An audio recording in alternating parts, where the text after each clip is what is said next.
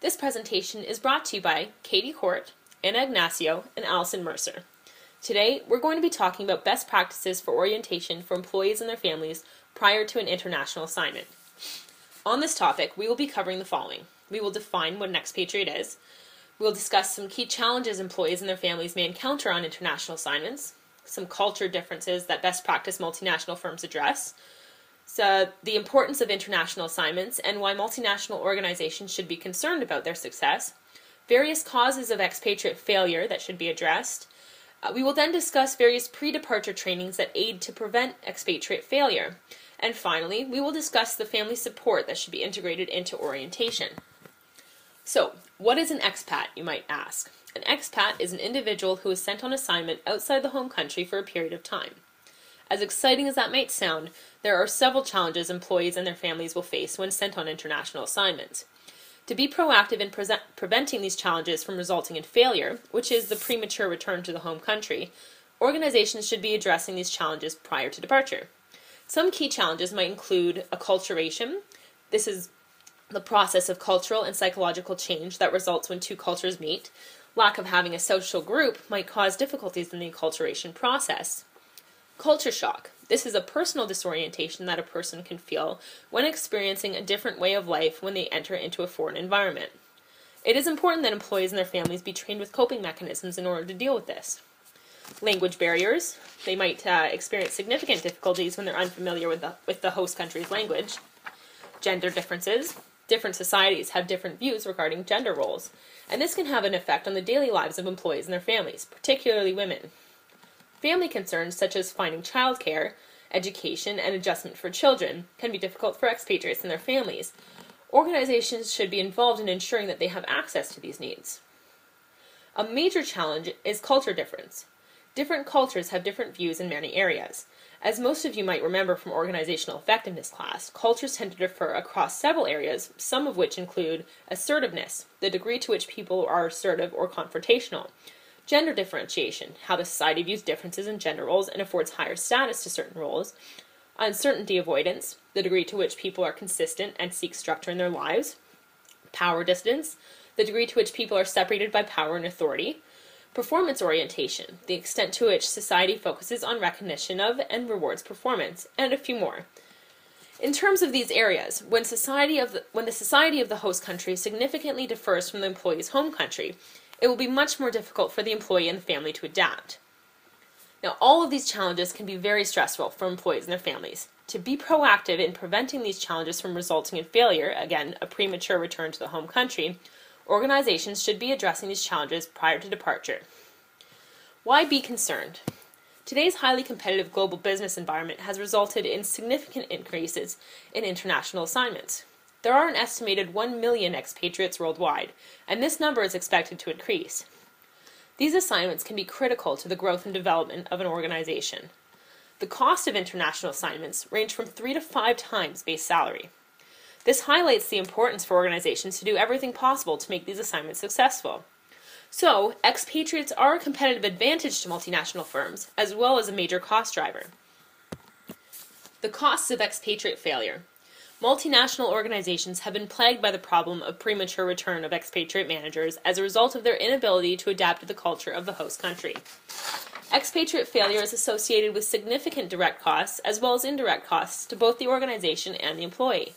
For the company, it could impede the performance of foreign subsidiaries and contribute to the lost opportunities in creating or penetrating new markets.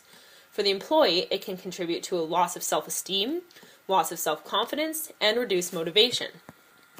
Research points to several causes of expatriate failure, some of which include an inability to adapt in the foreign environment, when the job does not meet the employee's expectations, a dissatisfaction with the quality of life, dissatisfaction with the compensation for the assignment, family concerns, or dissatisfaction from the spouse or partner. Now the question is, how can an organization address these issues and prepare the employee and the family for a successful international assignment? In answering this question, our focus is on what is considered best practice in terms of the orientation for the employee and his or her family before departure. Pre-departure training. Best practice organizations provide pre-departure training. Once a person has been appointed to an international assignment, this training ensures that the candidate has the adequate skills and knowledge to be successful working abroad. A lack of pre-departure training for employees and their spouses is often cited as the cause of expatriate failure. International organizations may begin their orientations weeks or even months before departure and continue on after departure. This training should include cross-cultural training, which we will discuss next in detail, as well as information on the policies, place, procedures, and people that the employee and the family will encounter while on assignment.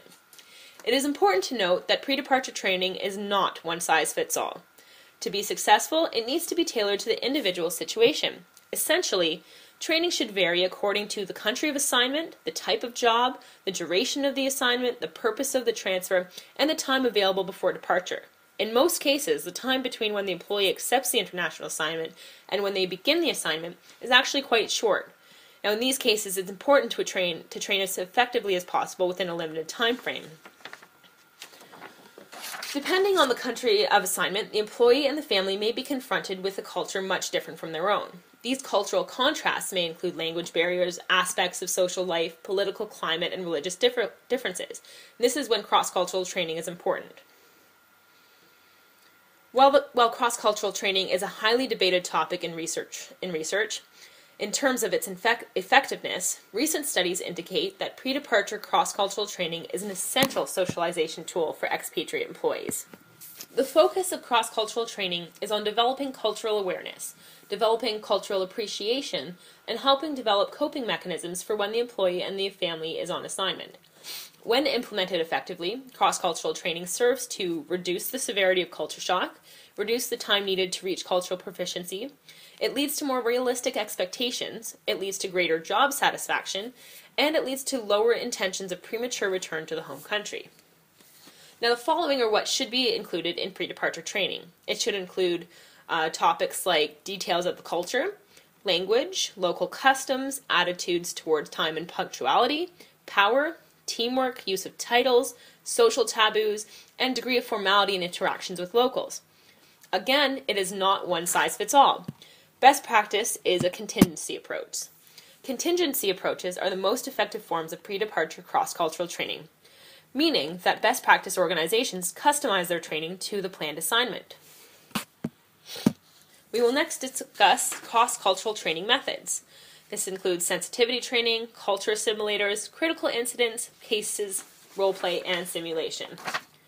Sensitivity training, in this one, the objective is to increase self-awareness and the ability to assess the impact of one's behavior on others. With cultural assimilators, it consists of a series of episodes with interpersonal issues in a cross-cultural situation. Individuals respond to episodes and refer to explanations as to why their responses were appropriate or not. This allows trainees to determine their cross-cultural effectiveness and learn about the appropriate responses in that specific culture. Critical incidents are brief descriptions of effective or ineffective behaviors that illustrate problems an expat may encounter in an organization abroad. Cases are more detailed and complex than critical incidents. They illustrate a variety of cross-cultural problems in management within a single setting. In role play, trainees are given a description of a situation with specific role instructions but no script, forcing the trainees to improvise their reactions. The results reveal personal values and biases that can be analyzed and discussed. Studies indicate that this method is relatively effective in changing a person's attitude. Finally, simulation. Simulation is used to evaluate judgment and competencies of trainees. The goal is for trainees to develop a global mindset, to look at the bigger picture, recognize diversity, appreciate and welcome ambiguity and surprises, and understand the need for change. The expat is at times accompanied by his or her family. This can consist of a spouse and a child or children. The goal of family support is to ensure a positive outcome by meeting the family's need for emotional support during the assignment. The expat's family can also be enrolled in language courses that is predominantly used in the country they are going to. This will help the spouse and or children to better integrate in the new environment. Ideally, the language training should start well in advance of the relocation. The expat employee isn't the only one who needs cultural orientation. The family would highly benefit as well to minimize culture shock and again help with their integration into the new community. Once the excitement and novelty of the new situation subsides, sometimes spouses may begin to exhibit various symptoms as they wrestle with the disorientation and anxiety of adjusting to a foreign culture. At this point, a friendly veteran is a lifesaver. This practice will allow the family the opportunity to talk to previous expats and their families who have returned to the same destination. The veteran family can share their stories during their stay and offer any advice. With this practice, the expat and their family will also build a social support network, eliminating the feeling of isolation in the new country. Expatriate Manual. Expats and their families should be given manuals that provide a fair and balanced view of living in the new country. It should be clear and honest. The manual can also offer the list of various services the expat and their family can use, such as support groups, spouse work assistance, which aids in the expat's wife or husband to find work, and childcare services. When possible, the company can also offer the expat and his or her family a trip to the assignment destination months before their actual departure. This will help familiarize them with their new surroundings. For instance, they'd find out what products are available in supermarkets, the place that they'll be staying at, how public transportation works, and more. It would also be best to include a veteran to tour them around during this to familiarize their visit and give them tips and advice on how best to go about their new place. To recap, on our topic of best practices for orientation for employees and their families on international assignments, we first looked at the challenges they encountered during the assignments as well as some causes of expatriate failure.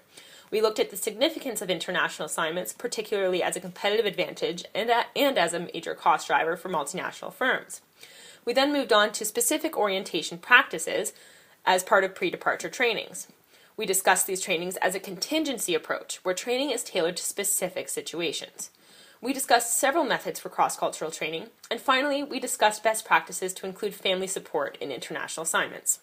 We hope you enjoyed our presentation, and we look forward to your discussion. See references below.